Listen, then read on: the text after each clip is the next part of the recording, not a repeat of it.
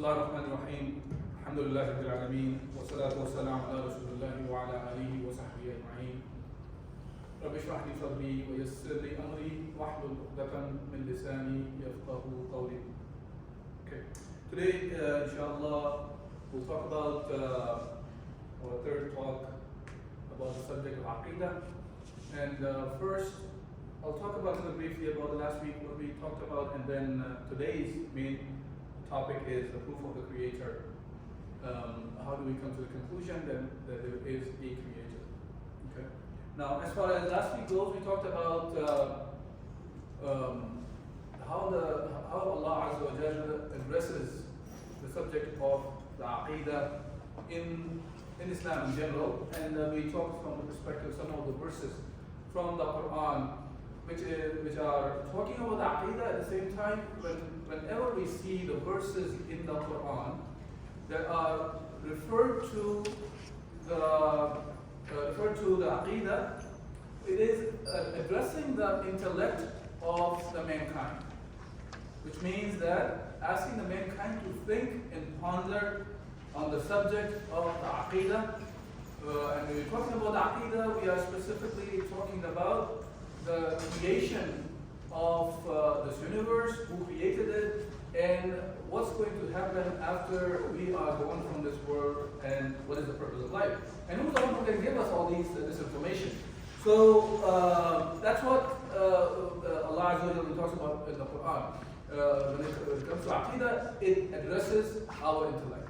At the same time, when we talk about the ahkam means the rules that Allah Azza wa Jalla has revealed for us, meaning how we act, what is the, whenever we are taking an action, then we go back to halal and haram, which is our basis of actions in Islam in general.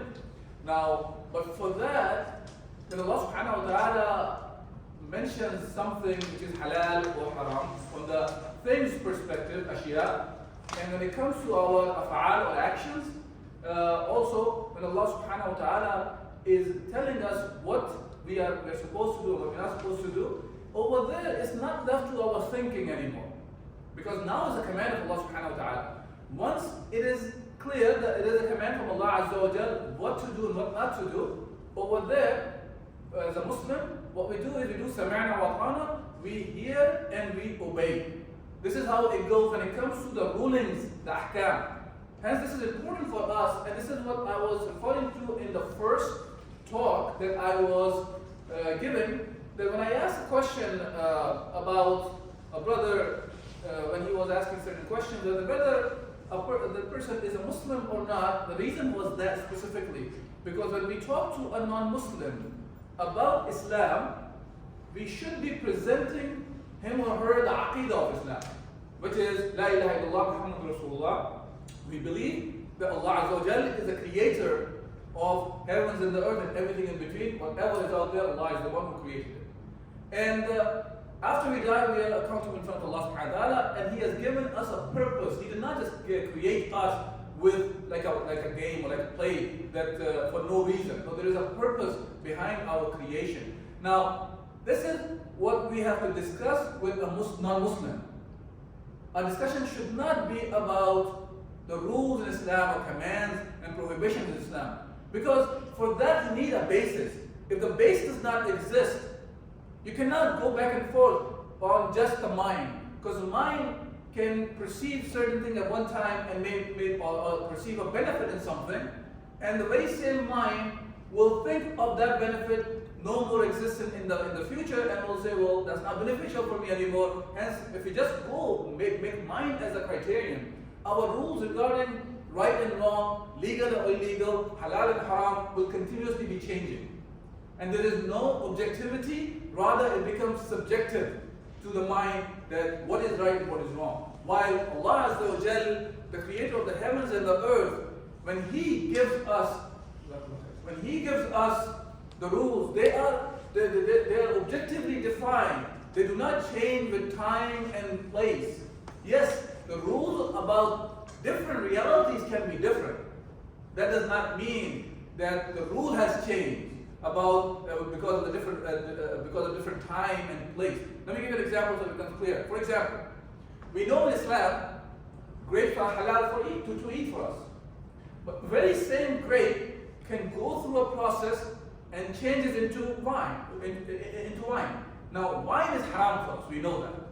Now, very same wine, which started from grape, which was halal, becomes haram for us, and goes through a process of fermentation and becomes vinegar.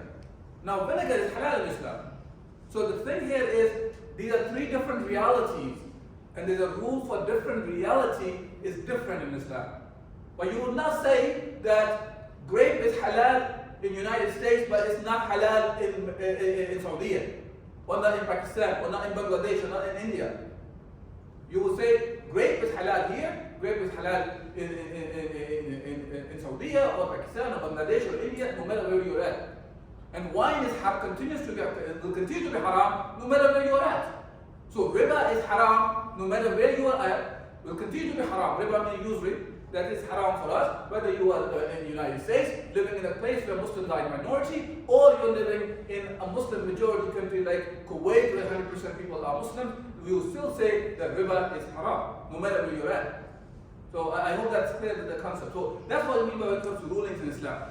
So we talked about Aqeedah aspect of it. We talked about thinking. What does it mean by thinking? And how? And I'll touch on a little more because it's important. Then we talked about creation of Adam alayhi salatu wasalam. How Allah subhanahu wa ta'ala created Adam. And Allah is the one who gave the information to Adam alayhi salam. Allama Adam al-asma'a kullaha. That Allah Azza wa Jalla is the one who taught the names of all the things to Adam alayhi salatu wasalam. So the first person that Allah subhanahu wa ta'ala created, Adam alayhi salatu wasalam, for him the source of information was Allah subhanahu wa ta'ala. As today, when a newborn baby comes to the world, he or she learns from the parents or the environment around him or her. Yeah? But so it's not like that every baby is coming up with their own set of information. So if you don't teach anything, he or she will not learn anything. This is how we are. Yes, we have, as a human, Allah has given us the capability of learning things. But when it comes to where it's coming from, there has to be a source. Okay? And it's a very important concept, by the way. This small, seemingly look like a few verses in the Quran that can destroy the whole concept of communism and socialism, which talks about matter is eternal. And this is, inshallah, some other time we'll talk about that subject as well. Okay, now, actually we'll talk about a little bit today as well. Okay, and then we talked about there's an undeniable reality of life, which is death. And that itself is another reminder for us to think about where we're going. So we think about Aqeedah, think about our life, think about our purpose. Actually, by the way, I just want to remind you and ask you all, inshallah, to remember one of the brothers, Brother Hassan. He was a very active brother in the south side, in the Hyde Park area. He passed away last Saturday night, and today is the Salatul Janazah in Masjid al-Faruq in the south side.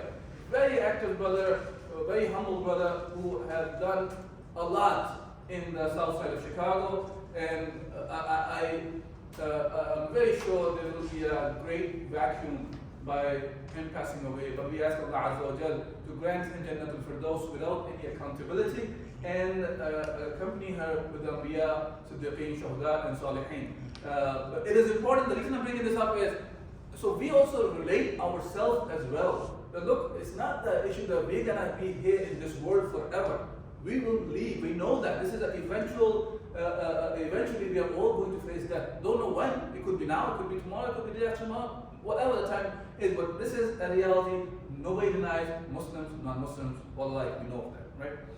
Then we talked about man's greatest question and how to solve the greatest question. And I'm going to pick it up from there because this is important. And so I'm going to start with the thinking of it, thinking process itself. And the reason I'm doing that, this is a framework. We have to work with that. Otherwise, if we don't have a framework, how we are concluding something, if we don't know how to conclude something, then we may end up doing something which is incorrect. Like, for example, there are people out there who are, as well as all the human beings, they search for the answer for the big question, as we talked about, the greatest question for the mankind. Where they come from, what happened after we die, what's the purpose of life, how we are connected to where we came from and what happened after we die. This is one of the greatest questions of the mankind that human beings search for. And there are people who end up solving this solution in a manner, well, they're worshipping humans.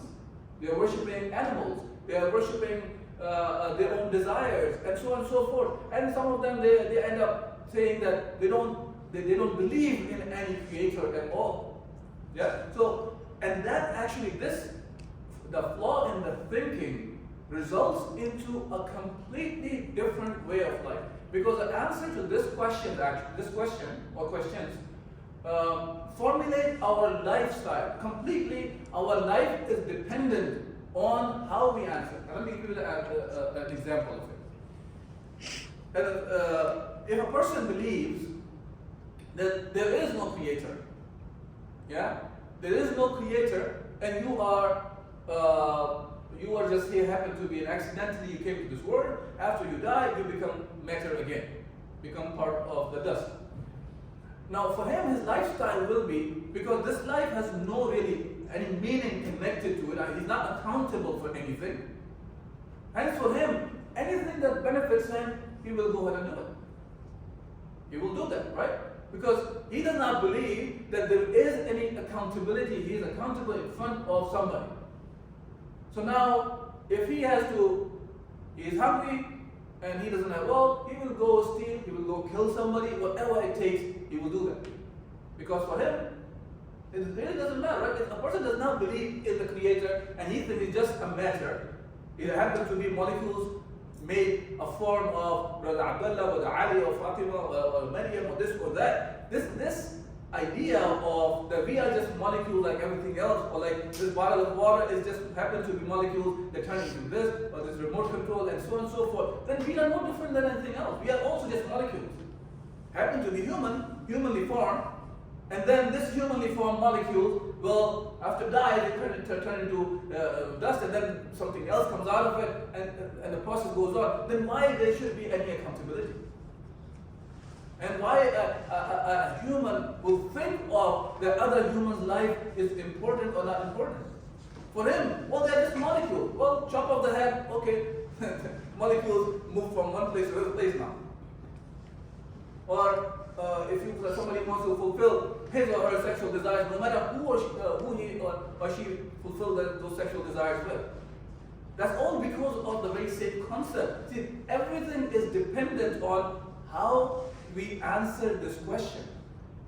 And inshallah, if there is any question, I will discuss that after the Q&A session, because it will be better for me to answer any question around this area in an interactive manner than I just talk about that. Okay, so now, going to talk about the thinking, why it's important, and how it works. We know that how we do the thinking. Sometimes we just tend to not put all the things together in a formal manner. For example, if I call this as a bottle of water, the reason I call this as bottle of water, because we have senses that work.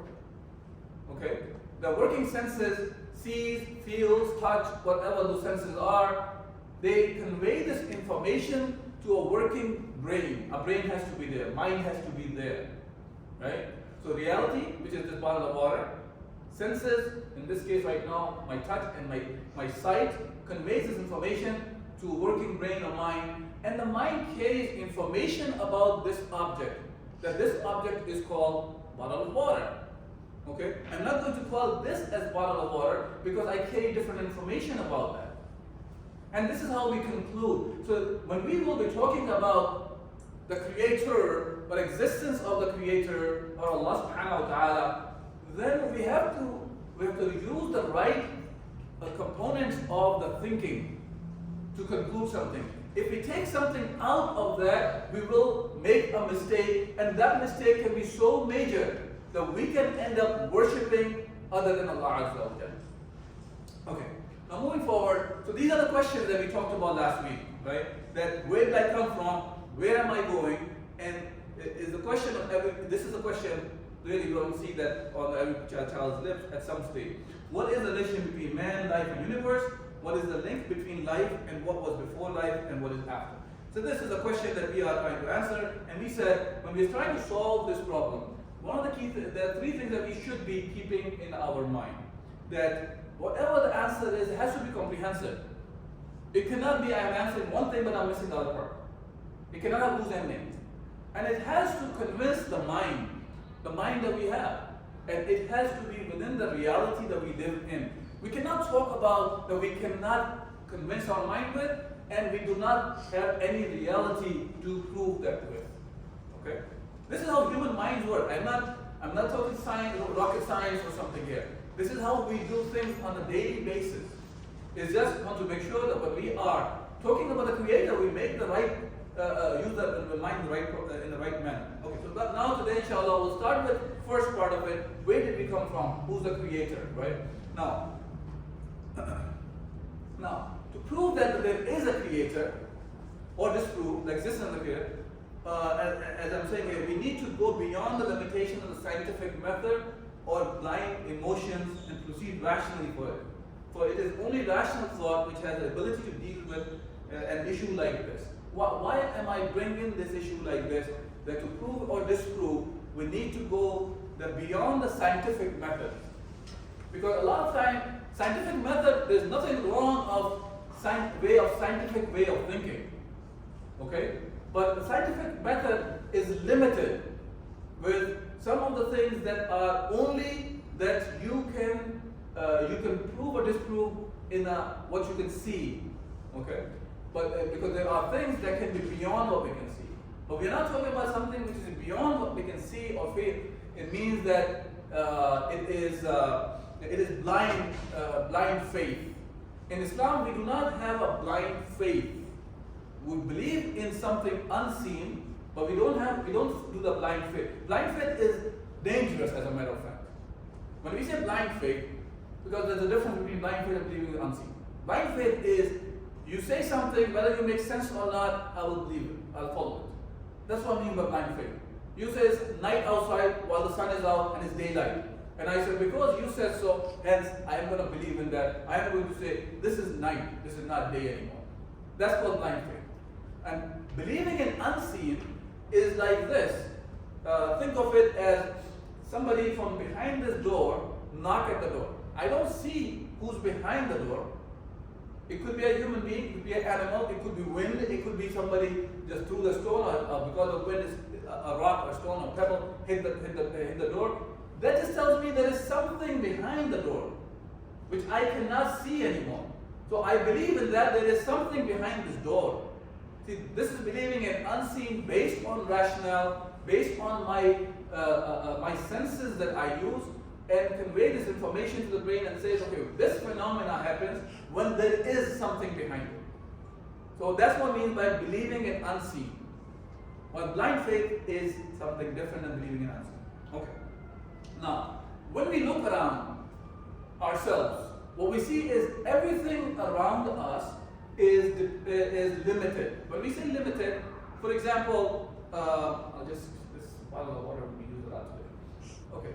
So if I look at this bottle of water, most I brought this bottle of water, it wasn't here, we know that. So it was not here, so there is somebody who brought this and I got this bottle of water. So it did not exist forever.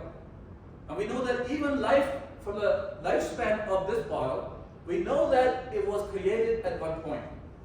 Okay, so from time perspective, it was created at a certain point of time. From the spatial perspective, it has certain volume, that space that it occupies in the space, right? Whatever it is, 6, 7 inches, 8 inches tall, it is cylindrical, it has a volume, it has space. And so from the space perspective, we don't say this bottle of water is here and here at the same time, right? And that's part of being limited. When something is limited, it is limited in space and time. And when it has to be here as well, it has to travel from here to here. And that's the definition of the time that we say.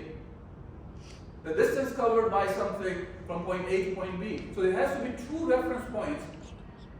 And that's where, this is how you define time. Now, so that it is dependent on time. And we can see that because it started at one point, hence it is time limited. Okay.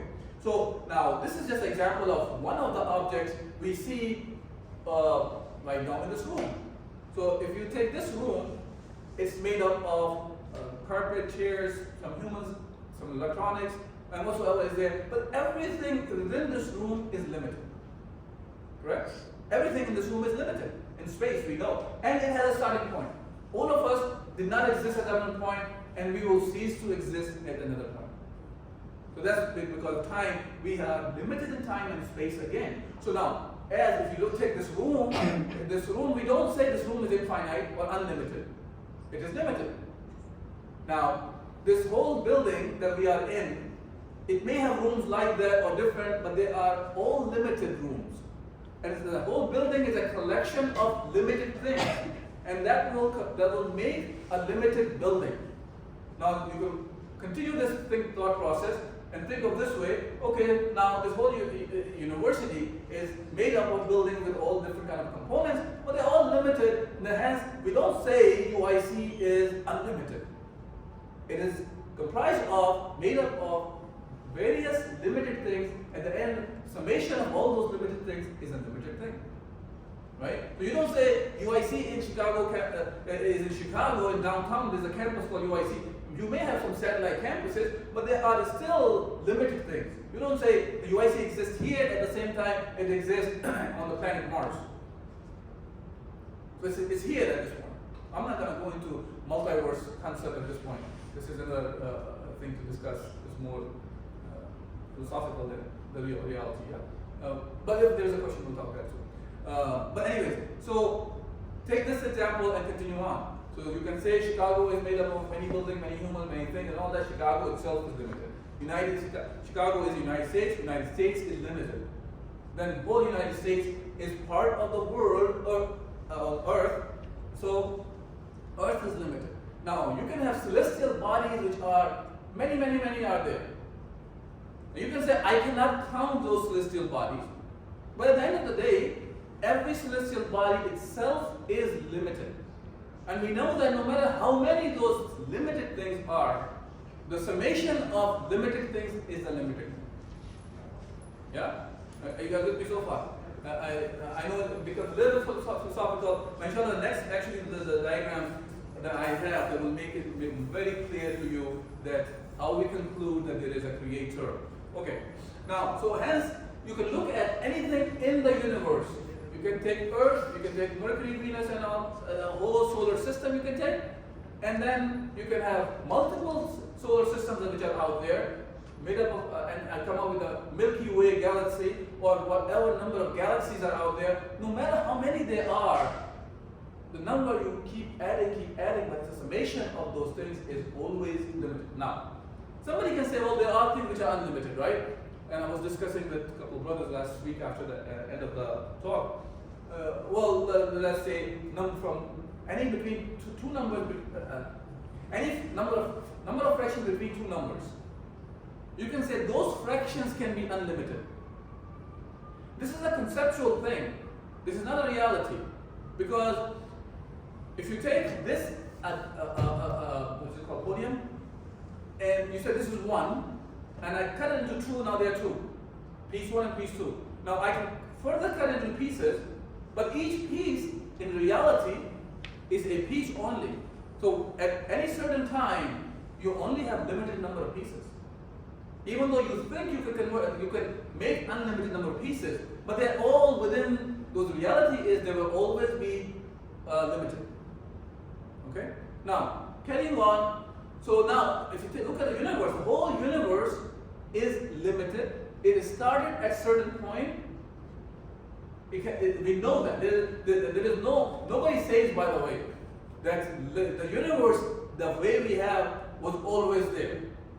This is, and this we can see since every component came into existence that we are aware of, hence this universe also came into existence. Okay? Now, because this universe came into existence at one point, and what Islam says, I'm going to say what Islam says first, and then we'll talk about it. We know that Islam says Allah Azza wa Jalla is the one who created this whole universe. When I'm saying universe, I'm talking about everything in the universe. I'm not talking about just us or this earth. Now, so if you take the whole universe, there's only 3 possible ways of looking at this creation of the universe. One, somebody could say, and this is an idea, right? It came into existence of itself. It created itself.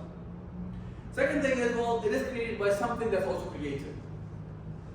And the third concept, the third answer can be, it is created by something that exists forever. And you can take whichever way you want to take it. These are the only three options we end up with. And if somebody has any other option than this, we can discuss that as well. But these are the only real options we have. Okay, now moving forward. If we say universe was created by itself, this is what it means. Okay? If this is a timeline, okay, and there's one point, we say today, this is universe today, that exists today, we are living in. This reality we cannot deny, that we exist. I'm not going to this idea of, who was that philosopher, I forgot the name now, the one who says everything is a thought. This is a thought that you are sitting in front of me. Or you can see me talking, this is just a thought. And actually I was, probably 25 years ago or so, I was taking a course of philosophy here when I was an undergrad student. And my teacher said the same thing, that this is what one of the ideas is. So I said, okay, if that's the case, when you turn around, I'm going to take a baseball bat and hit your head with the baseball bat. You don't see bat is coming, so you should not feel the pain, right? And her answer was, yes, this is right, that you're saying there is a flaw in this thinking. But there was talking about is everything is a thought. But that's not true. If there was a thought, you should not feel the pain if somebody comes and hits you. So we are physical beings who have emotions, who feel the pain. Yeah? Anyways, moving forward. So today, this is universe is today. Now, if we say, okay, it existed at a certain point, it came into existence. So the timeline is going, so I'm going backward instead of going forward. Today is this, a universe existed at one point, and somebody says that it came into existence of its own, which means right before the creation of this universe, right, there was nothing there. Because that's what we are saying. If it came into existence of its own, that this universe did not exist, it came into existence of its own, then nothing was there, and nothing created this universe. Which is an absurd thought, yeah? This is, even though it's a very famous way of looking at the things, and people have been pounded with this idea of this universe came into existence of its own. The Big Bang theory that the people discuss, that it came into existence of its own. There's a Big Bang happened, and okay, well, Big Bang happened to what? The question comes in, and who's the one who caused the Big Bang? So either way, that is incorrect. Now, if you look at the very same thing in a different way, that okay, nothing existed, and you're saying nothing created everything, which is absurd to say that there was nothing there, nothing created everything, and now that nothing created everything and we existed. That does not convince the mind. Okay. Now moving forward, so if the universe was created by something that is also created, that's the second option a human being can come up with. Now, if that's the case, that it was created by something that's also created, so it will be the same way, right? There's a timeline, and today we exist now here. Now we say that, well, okay, this universe came into existence at one point in the past, that's point in timeline before that, which means that, okay, something created this universe, but this something is also created by something, and that this something is also created by something, and the thing that created also is created by something, and you can see that it's keep going, and it's not gonna stop, and here it's gonna keep going and going and going. And some of you who are computer science major or who have done some sort of a programming, you're aware of that if let me finish this part here. So now, because this loop here, they will get stuck, and which means it will never even kick off the next section. It's called, I think, I apologize for my English. I think it's called infinite regression. Yeah. So infinite regression cannot move forward. Now, some example of the people who can understand some programming skills. You can start an infinite loop, but the infinite loop will not come out. That's what it means by that. It means there is no forward. There is no way forward. Something after this in the programming, if you are stuck here, the next piece of code is not going to get executed. Right? So in this case, if I'm stuck in an infinite loop of just keep creating the creators, it will never create the universe. Another way of looking at it, the simplest way is, okay, if I said to this brother that give me your very nice cap, give me your cap. He said, well, I'm not going to give the cap unless the next brother, brother B, he gives him his t-shirt. And he said, no, I'm not going to give him my t-shirt unless brother C gives his glasses. Brother C cannot give unless the other brother he gives his pen or this and that. And everybody just keep giving a reason that unless this one gives me something, I'm not going to do it. And just keep going on in an infinite regression, then I will never be able to get his cap. Same thing, think of the universe. The universe will not be created if it's waiting for a previous creator to come into existence. And because everything is saying every creator is created, it will continue into the infinite regression and it will never happen. That means it is improbable for created being to create everything. Because he has to be created or she has to be created as well. Okay, now the only solution that is really correct and is that something has to exist forever. This is called wajibul wujud.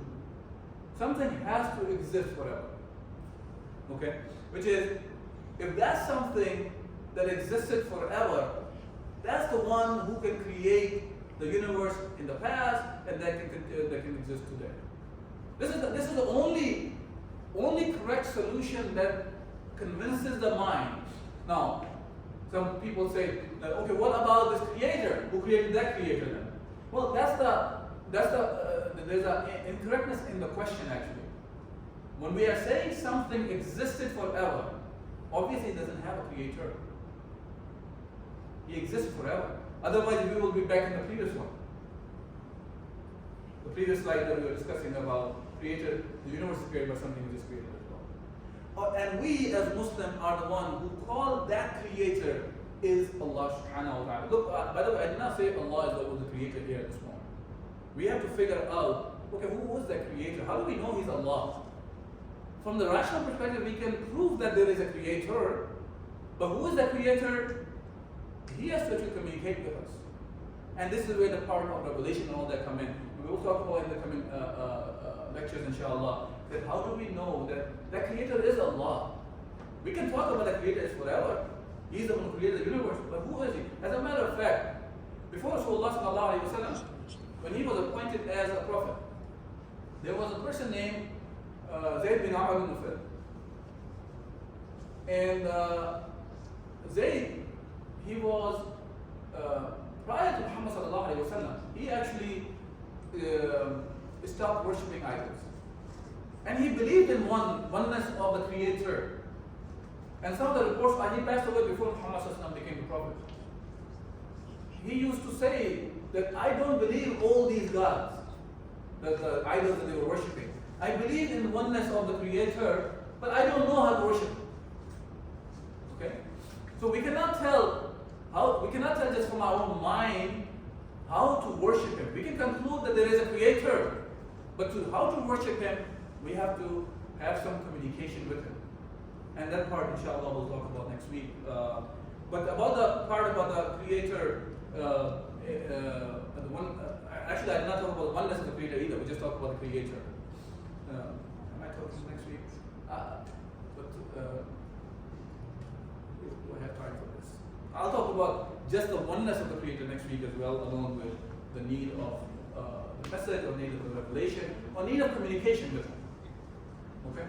So, any question about the subject as discussed today?